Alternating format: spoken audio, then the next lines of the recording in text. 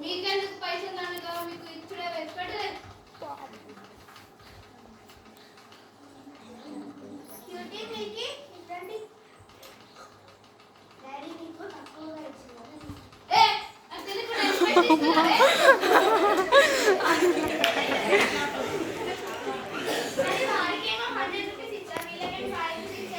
పెళ్లి చేసుకుని అత్తారికి పోయిన అవసరం వాడు నా కొడుకు వంశానికి పేరు తెస్తారు. మీరేం చేస్తారు?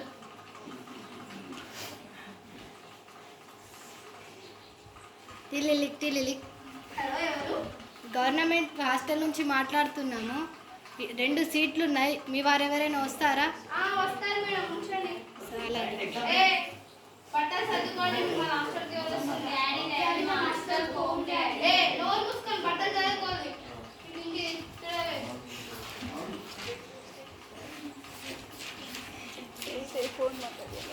త్వరగా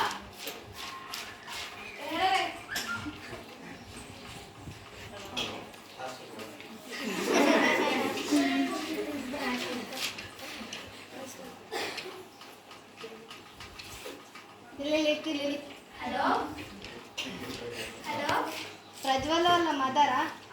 మీ బాబు ఏం మంచిగా చదవడం లేదు, చూడండి ఒకసారి. సరే, నేను చూస్తాను.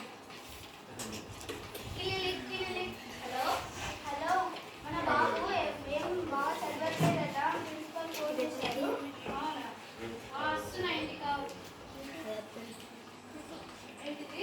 బాబు వాళ్ళ ప్రిన్సిపల్ ఫోన్ చేసింది, మీరు ఏం చదవట్లేదు.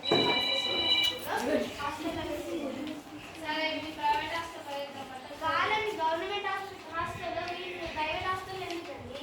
వీడి నా వంశానికి పెద్ద కొడుకు, పేరు నిలబెడతాడు, అందుకే ప్రైవేట్ హాస్టల్.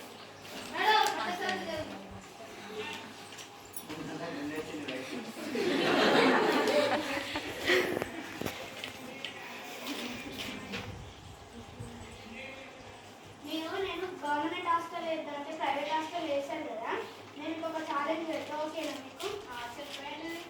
ఇప్పుడు పిల్లల్నేమో గవర్నమెంట్లో వేశారు, బాబునేమో ప్రైవేట్లో వేశారు. వాళ్ళిద్దరిలో ఎవరు గొప్ప వాళ్ళు అవుతారో చూద్దాం. సరే, నా కొడుకే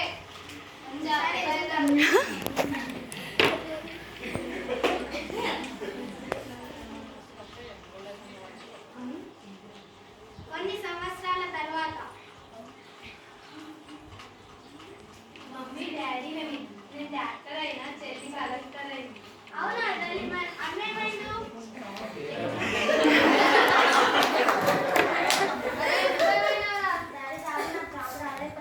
నా ఇజ్జత్ తీసినావు కదా.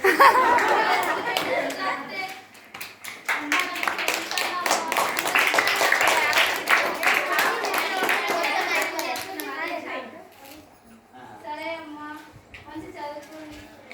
దయచేసి ఆడపిల్లలు చూడడం మానేయండి. వాళ్ళలో కూడా ఏదో ఒక ప్రతిభ ఉంటుంది, దానికి తల్లిదండ్రులు సహకరించి ముందుకు సాగండి.